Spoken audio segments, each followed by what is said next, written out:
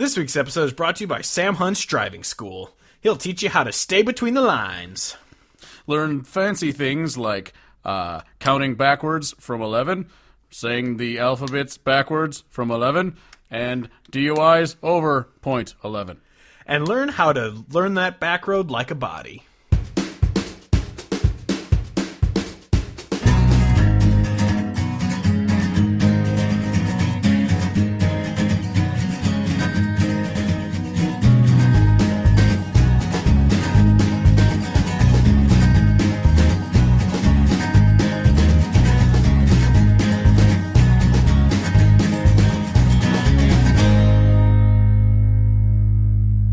Hello, welcome to Hodge Podcast, the official podcast, CountryHodgepodge.com. I'm your host, Steve Hodge. Joining me, as always, is my co-host, cousin, and lover, Kevin Hodge. Yo!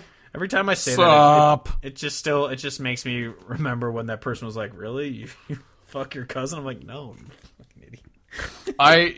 And it's been, like, the joke has been going on for so long that every time you say it, I just don't even process the words anymore. I know. You could be saying any number of things, and I'd be like, yep, intro, cool. Exactly. Anyway, this week we're going to be talking about the best albums of November 2019. Sorry we couldn't do an episode last week for We wanted to do a Thanksgiving episode, but I got incredibly fucking busy because thanks to the holiday, my end of the month was a day shorter, which means I had that much more work to cram into the end of the month, and it was difficult to record, so we just said, screw it, we're just not going to. I think Kevin tweeted out last year's Thanksgiving episode, or maybe he didn't. I don't know. Yeah, I did. Good. Anyway, so let's just hop right into the albums. Last month there was 3, 6, 9. Damn, you'll find. Damn, you fine. There were 9 albums that came out last year, and one song by Rich Satterfield, which we'll talk about at the end. And then I'll play the whole song at the end of the podcast, so stay tuned for that. Listen to some good country music.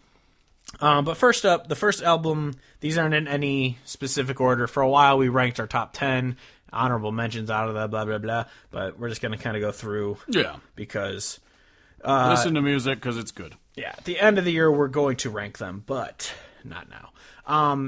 Anyway, first up is Stoney LaRue's Onward. Kevin is a huge Stoney LaRue fan. I do love this album. It's very bluesy, very rock. I very much enjoy this album. I very much enjoy Stoney LaRue, and I was hooked from the fucking get-go because the first song is incredible. Yeah. You ought to know me by now. Oh, and he covers Fallen Flying, which is awesome. Because he does. That song is great. When it started, I wasn't paying attention to the titles, so it just started playing. I was like, why do I feel like I've heard this before? And then it got to it. I'm like, oh yeah, cool. Yeah. He must be a fan of Crazy Heart, which is awesome because that's a great movie anyway. Well, yeah, I mean, you can't be not a fan of the music, at least. Even if you're like, I don't care for the film, music is incredible. Ryan Bingham makes good music. Yeah, the soundtrack of that album is so fucking good. But anyway, Stoney LaRue is really good, and it's a good album, and you should listen to it. It's called Onward. Yes, you should. I want to say, I mean, I don't have any facts to back this up, but I feel like he hasn't had an album come out in a while. I don't know. Look up when his last album was. In my brain, I feel like it's been 4 years, but maybe I'm just completely losing my mind. I thought he did came out March of a live 2019. album. Just kidding. I haven't looked it up yet. Oh, fuck me. His album... Where the fuck are you at? Popular releases. Us Time came out in 2015. Look who's so good at knowing exactly how long things have been apart. It's a really weird way to phrase that. Yeah. But he hasn't put out one. I love his album Velvet, but... Yes. His last album was Us Time, which has the song Us Time, which is a fantastic song. Yup. Would love to see him alive again. Oh my god, I actually forgot that we saw him at Smoke. And then I got on the Jumbotron. Oh yeah, you and Josh were just flipping the bird to the... Or no, you were doing the... no balls. Oh yeah, you're doing the no balls thing, that's right. I knew you were doing something to the fucking camera. Without anyone having any video of what we're doing, they're going to be like, yeah, you weren't flipping them off, you're doing the no balls. You're like, what the fuck is that? Yeah, if we still live together, we can make this a video podcast, but alas, we do not. Vomcast. I was telling Kevin I was listening to the Christmas episode from 2 years ago because I wanted to get an idea of what we did so we can do a Christmas episode again this year, and I was just like, God, you can tell. It's very subtle, but you can tell the difference of when you're in the same room together that via over the phone, because it's just that extra like half second of no delay of actually talking to each other. But obviously us doing it over the phone it still sounds good and still very professionally recorded. I mean, nope, I suck. I quit. I mean, we're not professional, but the recording sounds professional. Yes, no, true. This thing that I'm talking at it was made by professionals for people who aren't me. Yeah, exactly. Yeah, it's for people who actually do this professionally, and we are not. Next up is Aaron Enderlin's Faulkner County. Those of us who have been listening since the start know that we love Aaron Enderlin. We had her actually on the podcast once. But her music is just so fucking good. And actually, I was listening to her Cowboy Christmas song earlier today because that is a fantastic Christmas song, and she wrote it. Christmas music is so good. Exactly. Well, that's a that is a good song, and that is a good Christmas song, and it is great. But this album also is incredible. Oh my God, it's so good. Like, she's got such a great voice that really like. You know that there's a person who has a really good voice, but it doesn't necessarily blend with the backing too good. Her voice, to me, fits with the country sound so well. Oh, yeah. Like the way that you'll have like a long, drawn-out, guitar riff or a fiddle bit or a steel guitar thing, and she's like holding a note over it. It all layers together super nice, and I absolutely love it. Yeah, Erin Enderlin is amazing, and if you don't listen to her, what the fuck? And if you don't listen to her, if you don't chew Big Red, then fuck you. Exactly. Next up is Mickey and the Motor Cars, Long Time Coming. The only negative thing I really have to say about this is, I know I said like last week or a week before, whenever I said that this album came out, I said it sounds like them, and that's not a bad thing. But at the same time, there were a couple times when a song came out, I was like, didn't I already listen to this one? And it was just because their sound is very similar. Yeah. It's still really good. It's just sometimes I thought I heard this song. I feel like it's kind of like the way that you can listen to like a classic rock radio station and like 4 different songs come on and you think it's the same band, but they're actually 4 different bands. Yeah. That's kind of how I feel, where it's like, it's not necessarily a bad thing, but if you took their entire catalog and just like shuffled it, you might just kind of be like, am I listening to the same thing over and over again? Yeah, outside of Once in a Lifetime Girl, because that song is amazing. That song is great. I mean, I like a lot of their stuff. But. Oh yeah, me too. Yeah, I mean, and I'm not shit talking this album. It's just it's also one of those things where if you don't sit down and pay attention to each song you're listening to, it can all just kind of sound like it blends together. Because it's like upbeat. It's like upbeat rock music. It's red dirt rock. Yeah. Yeah, I do love Making the Cars though. So don't even though nothing I said there was super positive. It's a great fucking album, and you should listen to it because. Mickey and the Motor Cars and Minnie and the Automobiles. Exactly. Yeah. Great joke. Points. If I remembered to, I would put an actual applause sound effect in there, but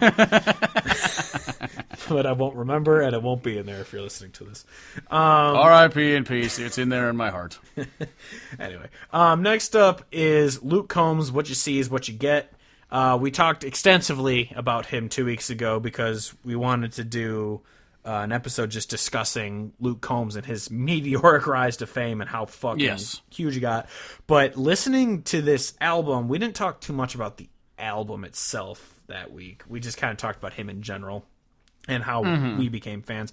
But this album, listening to it again a few times, there are some songs that I just fucking hate off this. Absolutely. Absolutely. Like, and I I don't want to be too negative about Luke Combs because obviously we just talked about how much we loved his music, but listening to this album, it made me kind of feel like he's a one-trick pony and he's already beating a dead horse. And it's about fucking beers? Yeah, it's about beer. It's the same thing of I'm ugly, but I got a hot girlfriend. Like, that is literally like 3 songs. If you listen to this album on Spotify, he has those little video things play with the songs, and his girlfriend is in like 4 of them. Like, yeah, I think he's very early in his career, but he's already kind of gotten to that point where it's like you listen to the album to find the like handful of gems that are there because like they're refrigerator because they're Doyer, gonna be there. even though I'm leaving. Doyer. Refrigerator Doyer. Dear. The even though I'm leaving is incredible. Frigidaire is good, and then the one song that I mentioned on that pod that I once again can't fuck around. I feel like it's called "Dear Today." It's like super stripped down. That one's incredible, and like that's the kind of shit that I'm like, I will. I'm not gonna buy the album because we live in a streaming world where I don't have to. But those are the kind of songs that I'll save, throw on a playlist, and re-listen to over and over again that make me constantly still. Excited about his career, despite the fact that he seems to only want to sing about varieties of ways that he could put his dick in and around a beer. Yeah, and how he's a regular Joe. But I wear these fishing shirts, and I drink beer, and I do that every day, forever. Yeah, exactly. But the other thing that I know we've probably talked about it before, but he has that song "Moon Over Mexico," which I cannot stand. They auto-tune his voice in it. Why? I don't understand. It's the same. It's the same fuckers that decided we should take the original version of "She Got the Best of Me" and remove it from the earth just so that we can overproduce his voice on a new version. It's like, who are these retards and where are they so that I can literally blow them up? I know I told you like via text, but I don't know if I said on the podcast. I listened to "She Got the Best of Me" on YouTube again, and it's incredible. Like the OG version, and it is so fucking good. And I just don't get I can't listen to the new version. I understand if you never heard the original and you only heard the new one, you're like, oh, the song's still good. Listen to the words. Yeah, I can't listen to the words when I'm so distracted by how they fucking ruined it. Yeah. And then I don't remember which song it was exactly, but it was one of those songs where it starts with like the computerized guitar and like the it was like that stuff. I was like, dude, like when we saw him at, once again, an empty fucking bar before anyone knew Hurricane, he had a band and they were very raw sounding and it was perfect, and now he has this overproduced shit and it's just like, his voice, I will never deny his singing talent. It's incredible. He has one of the best voices in country music right now, but if his music is starting to get more and more computerized and still just be the same fucking subject matter in every single song, it's going to get old very quickly, and he's going to be the next Luke Bryan, where everyone's like, oh, he's amazing, and it's like, he was, but well, yeah, I can't respect this anymore. Currently only has 2 full-length albums right now, and they're so similar, it's like, okay, like, you've only had 2, so, okay, but if you keep doing this shit, I swear to God. Yeah, and it sucks because, as we said in that episode, as we said at the start of this fucking podcast in general, like, the entire run of this podcast, we are huge Luke Combs fans, and it just sucks to see what's happening to his music right now. And yeah, but this album itself, obviously all that was negative, but this album itself is still some of the best that mainstream country has to give. Like, that's for sure. And the fact that Even Though I'm Leaving is like charting as a single right now is really cool too, because that's not a happy song. So anytime a not happy song. Well, yeah, and anytime it's uplifting anytime a song and then like sad. Oh yeah, but like anytime a song like that can chart, it's like, hey, maybe there is a chance that the mainstream music society isn't just like brain dead, and then like the shit that also charts happens, and I'm like, no, never mind, the brain dead continues. Exactly. Anyway, moving on. to Steve Moakler, Blue Jeans. It's a 3-song, I think, so it's considered a single, not an EP. I don't know, but it's a single EP. This is one of those, I included it because I liked it, but like 2 of the songs are very not country, and I know Kevin's not a big fan of Steve Moakler, but or Steve Moakler. I'm sure his name's Steven. Yeah, it's actually Stefan. Stefan. But I like it. It's definitely not country, so I'm not going to try and advertise it as such. But it's music that I like. I'm a fan of Steve Moakler, so if you like his music, listen to it. It's 3 good songs. Exactly. Next up is Larry Fleet's Workin' Hard. This is one of those that's very hit or miss for me, where there's some songs that are like fantastic, but then there's the occasional like contemporary pop-ish country sounding song, and I'm like, ugh. But I overall, did not actually listen to that one. That is one that I forgot existed until you just said it. But yeah, it's a good album overall. But yeah, there are a few duds on there, but it's mostly a really good album that you should listen to. That's good. Next up is Ned Ledaux's Next in Line. Good old Nedathan. Yeah, so he is, I believe, the great uncle of Chris Ledoux, who is not alive anymore. No, just kidding. Ned Ledoux is the son of Chris Ledoux. if you're not completely dumb like me, but he sounds. If you're half dumb. He sounds exactly like his dad, and I don't mean to be like, oh, he's just being his dad. Like, he has his own sound, but his voice... It's just like how Ben Haggard sounds like Merle. Like, it's... it's just... He's got the same genes, so it's not... you're not discounting his ability to be like, oh, he's just copying his dad. No, he's doing his own thing. He just happens to be directly related to him, so they have a lot of similar characteristics. Yeah, but this he album is incredible. His sound is... I mean, like you were just saying, sounds like Chris Ledoux, so it's obviously good. Yeah, but it holds its own. It's not. I wouldn't want to be sitting there like if my dad was a podcaster, be like, our podcast sounds like my dad's podcast. Like I wouldn't want to do that comparison. He has a career on his own that's worth respecting. It's just it's a compliment to say like he is as good as his dad was, who is a country legend. So yeah, absolutely. Don't just listen to Ned Ledoux's version of this Cowboy's hat. Listen to the rest of it. Yeah. Well, the best thing about that is that it's with Chase Rice, but I don't think Chase Rice does literally anything. I don't think he does a single thing on that whole song. He beatbox. This Cowboy's hat.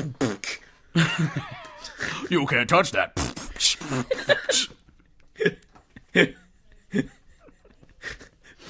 I wish I knew how to make music on computers so I could fucking make that.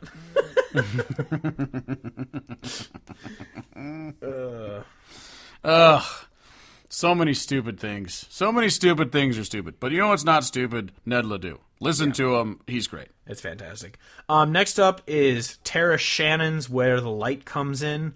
I fucking loved this album. I don't know if you listened to this one. I quickly went through a few of them to get the feel of just what the sound was, and she sings very pretty, and it was very good.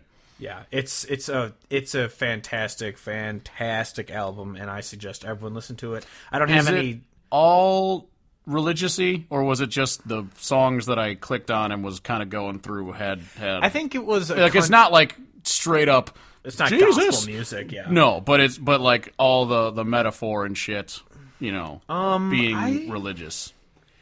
I'm not entirely sure. I can't think of all this because it's one of those. Like I said, I kind of threw it all on shuffle, and it's just every time she came on, I just really enjoyed the songs. And she tremendous singing voice. Yeah, absolutely tremendous singing voice. Yeah. Next up is probably actually. All these are great, but I think it's not my favorite in terms of I like it better than all the others, but it was the biggest surprise. These are guys that have less than 1,000 plays like per song on Spotify, so they're very, lesser known. It's the Slow Later's self-titled album. I loved this album. I don't know if you got a chance to listen to this one. I honestly feel like this was one that I checked out, but not in the last couple days, I don't remember it. They're a very folky country type. For some reason, even though there's no piano and his voice doesn't sound the same, it reminds me of Ward Davis. I don't know why, but that's the one I thought of. Here, I'm going to cut it out of the actual recording, but I'm going to play a song by them quick. The Slow Taters. The slow ladlers. Exactly. All right. Anyway, so That's solid, yeah. Yeah. Actually, right when it started, I remember the other person it reminded me of. It reminds me of Mike and the Moon Pies. They have that kind of Mike Moon Pie. Yeah, Mike Moon Pie and the Moon Pies. As everyone who listens to us knows, we fucking love that band more than Obviously, Moon Pie and the Moon Pies is incredible. Moon Mike Pies and the Mike Poons. They're Mike fucking... Pies and the Pie Moon Pie. But yeah, so I'll Pie describe Moon. I'll describe Slow Laters as a mix between Moon Pie and Wardy Mortician Davis. Mike Davis and the Ward Moon Pie Wards. Aneurysms. Final answer. Yeah. Anyway, but yeah, that they're fantastic, and you should give them a listen. Yeah. And then finally, this isn't an album; it's just a single. I'm actually disclaimer friends with this guy, so he just kind of sends me music occasionally, and he's like, "Yo, can you shout this out?" And if it's good, I will, because I shout out good music, as literally the entire point of this fucking podcast is if you have good music, we want to talk about it. Like, I know I've said on the podcast This is before. clearly a political discussion about the merits of communism in the modern world. It's a short podcast because I have nothing to say about that. So he sent me the song, and I was like, this is fucking great. Because I still remember one time when Average Joe's, I think I unsubscribed. They used to always Average send me Joe's Gym. they'd always send me their fucking, like, news thingies, or I can't remember what they're called, press releases, that one. And Yes. they sent me one. They're like, "Oh, this is an artist we think you'd really like, and you should have her on the podcast." And I listened to her music, and it was literally like The Lax, but a female. And I was just like, I literally replied. Obviously, I was very professional about it. I was like, "I'm sorry, this isn't the type of music that we promote on our podcast. If you have anything, different, send it our way. But this is not what we do." But so he sent me the song, and I really liked it. I think the best I can describe it, if you don't listen all the way to the end and listen to the song, which you should, it sounds like early Brantley Gilbert of rock country, but with, like, not shitty motorcycle noises. So I think it's definitely worth listening to. I started listening to it. I didn't listen to the entirety of it, but I listened to like a good 2 minutes of it. Yeah. Before I was, flipping through 1,000 things. And I liked it a lot. I didn't even realize that he was, I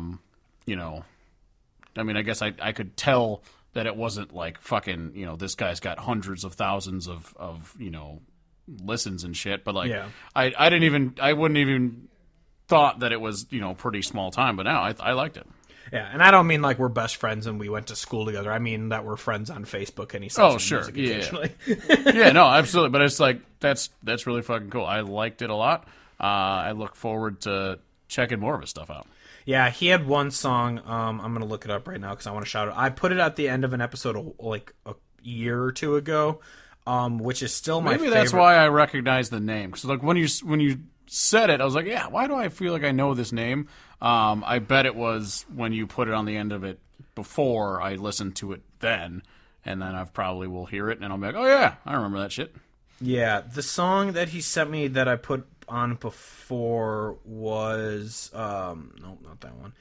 More Than Memories. It's like a 7-minute song, but he wrote it about his friend who passed away, and it's really fucking good. I think it's 7 minutes. It might be 6 minutes. That's what it is. Yeah, it's a long song, but it's really good. But Some Things Never Die, I'm going to put on the end of this episode. You should all listen to Rich Satterfield. He's a great artist. For sure. Yeah, so that's it for 7 years ago. I mean, obviously more came out in November, but me being busy, and I looked up everything I could that came out that month. It might have been a slower month. I'm sure I missed albums. I miss albums every month because I'm not fucking in this industry. We just talk about this industry, so we don't have all of the album releases. But these are the ones you should listen to for sure. Yes. And then, yeah. But moving on to the number one country song in this week, but not from this year because this year is terrible. Indeed it is. This week we go back to 1980, the year that Star Wars Episode 5, Empire Strikes Back, came out, to a song by a man who cannot see named Ronnie Millsap with a song that was number one on December 6th called Smoky Mountain Rain. Smoky Mountain Rain. I think this song is actually used by like the Tennessee Volunteers at their football games now. Smoky I'd believe it. Mountain. Or any number of school/sports team along the Appalachian Mountains / Smoky Mountains. Arpalartians. The ones that have rain. Exactly. In 2010, Smoky Mountain Rain became Tennessee's 8th state song. Oh, it's a state song. Oh. So I thought it was a college thing, but it was a state song. Yeah. I mean, this song, I really like it, but I know, and we briefly mentioned this before, that like the super purists don't like it because it's too poppy. But I mean, maybe it's because our worldview of what is quote poppy is completely different now. But I don't know. I've always liked this song. Yeah, it's actually, I'm looking at it right now. This is his first of 2 number one hits on the adult contemporary chart. So, so it wasn't even. So just like, don't you call this country, you bastards? Yeah. So it was country on it was number one on the hot country and the adult contemporary list. So yeah, and like honestly though, like, if kidding. this is the kind of stuff that's like, oh, this isn't country, but it's charting well and people are kind of considering it country. That is so much better than nowadays. You've got fucking people doing dubstep and they're just like, I heard that guy has a guitar, so that's also a country song. Yeah. There's a guy holding a banjo on TV, so he's obviously a country artist. I mean, the perfect, and not to somehow go off into a tangent about Walker Hayes again, even though I can always do that. It's just the fucking Hayes. The Walker Hayes walking out on stage before the song to like strum a couple chords, and then before the song even starts, he just takes the guitar off. Like, oh my God, what the fuck are we doing? I remember when we told that to Jamie Lynn Wilson and she left. Yeah, it's just like and part of the reason this is in my brain is because yesterday at golf, whoever was controlling the radio station at the golf place was playing that clubhouse thing. Yeah. Well, so they just had something playing that wasn't regular radio because there weren't any commercial breaks, but I don't know, it wasn't like touch tunes, so I don't know what it was. Yeah. They were going all over the place, which included Sam Hunt and Kane Brown and really shitty, terrible stuff like that. But they also, I can't remember what other good songs they played, but I know they had a couple really good songs that played. I'm like, who thinks these go together? Yeah. They don't go together. Like, I know I've said this story on the podcast before, so I apologize if we've repeated about 8 stories this week. But the time when I was at a club in downtown Chicago after a Cubs game with a couple buddies, and like, I don't remember the exact artist, but it was pretty much, it was one of those clubs where they have all the TVs hey, up girl, around. yeah, girl, yeah, girl. Yeah. What's up, It was- girl, it was- yeah, girl. It was one of those clubs that has like the TVs on where the music videos are playing while the song is playing. Is that everywhere, or is that just Chicago? Is that every other like big city have that where the fucking the bars have TVs playing the music videos for the music that's playing? I've seen because it it in really Naperville. distracts me. It really distracts me. Yeah, but anyway, they had like a fucking Nicki Minaj video on, probably like My Anaconda Don't Want None Unless You're Black with a Long Dick. Unless your dick's 8 feet, son. What? Exactly. And it literally, it was that, and it transitioned into House Party or whatever by Sam Hunt. Is that what it's called? I don't remember. It was some shitty song. And if that song's not called House Party, I'd be shocked. Yeah, but the song was playing, and my buddy just goes like, "Who is this?" And because I had a very angry look on my face, and he's like, "What is this?" I'm like, "This is a quote unquote country artist named Sam Hunt," and he goes, "This isn't country." I'm like, "Yeah, I know."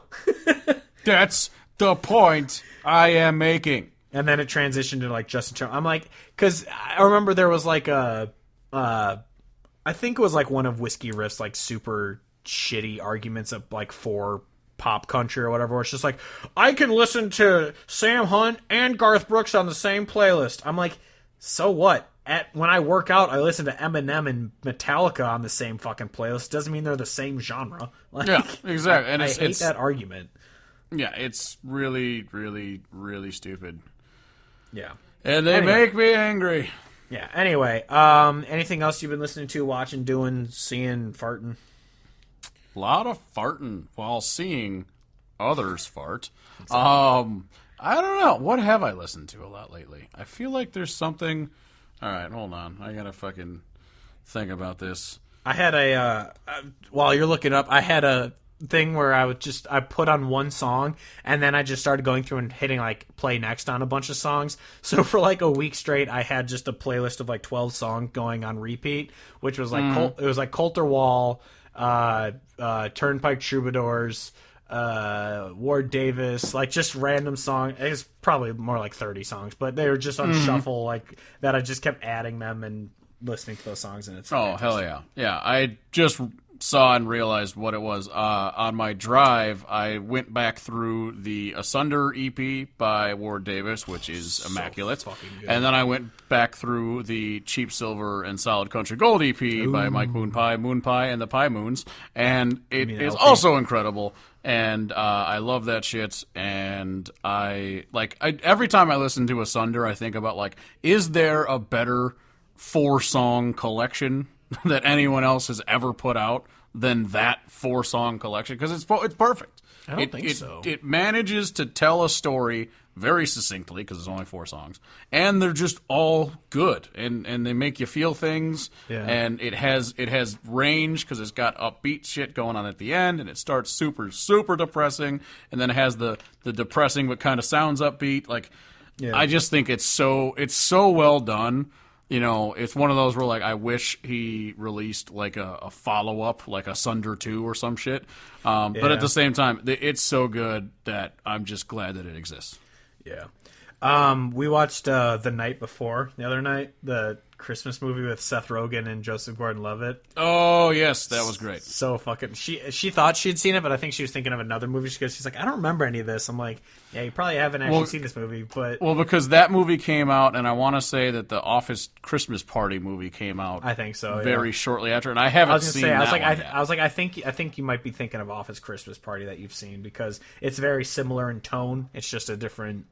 thing. I actually haven't seen that one yet either, but I was just laughing because there's the part where he's in the church and he's like tripping on all the drugs, and she's like, he's like, you think they know I'm Jewish? He goes, yeah, you have a fucking sweater on with the Star of David. He's like, and then he gets up and just pukes in the middle of the church, and he just goes, oh, sorry. He goes, oh, fuck me, Jesus.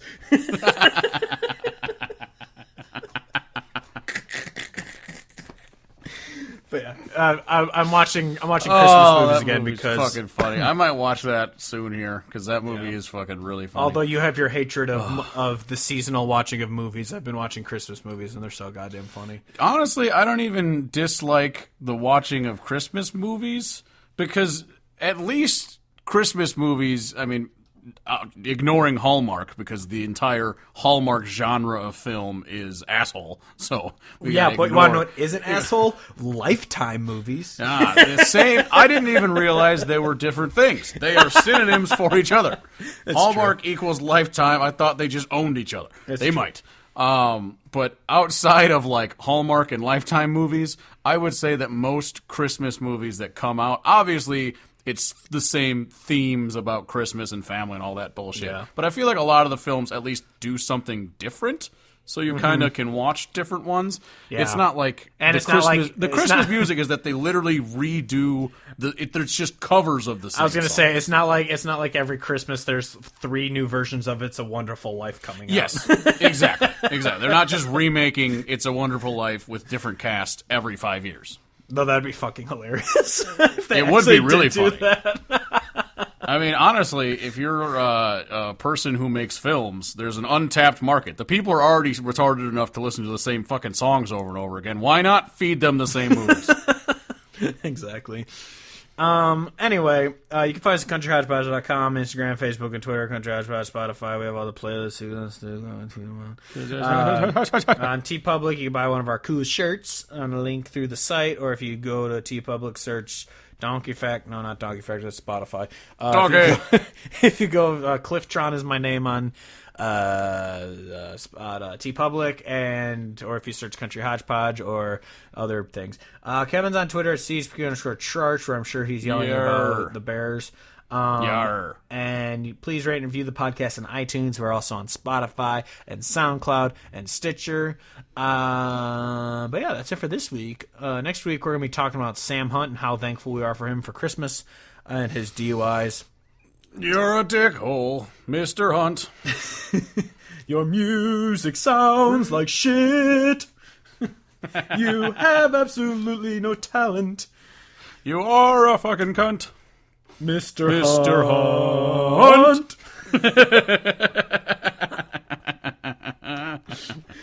Oh, my God. Now, there's a Christmas song I do endorse. There you go. Anyway, that's it for this week. Until next week, I'm Steve Hodge. As always, joined by Kevin. I'm saying a goodbye, a good night, and a good Charlotte.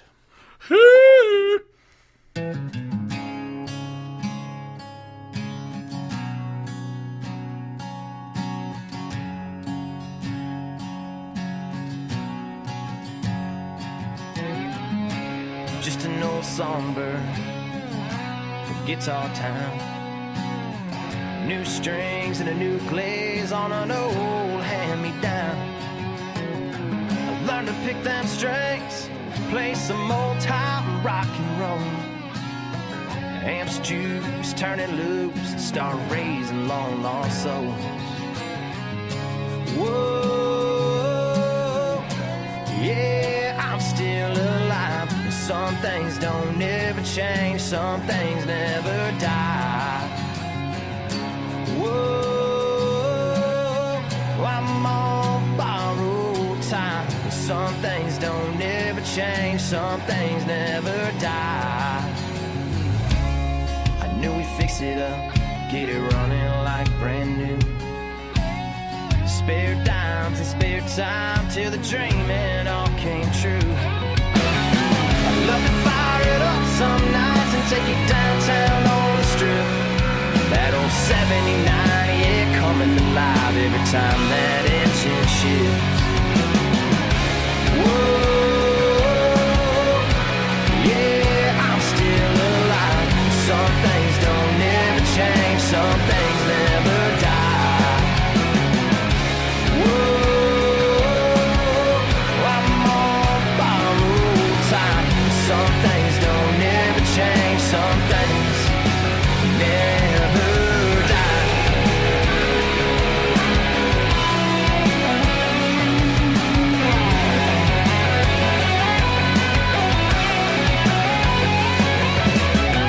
Here's to the good times gone. Here's to the good times gone.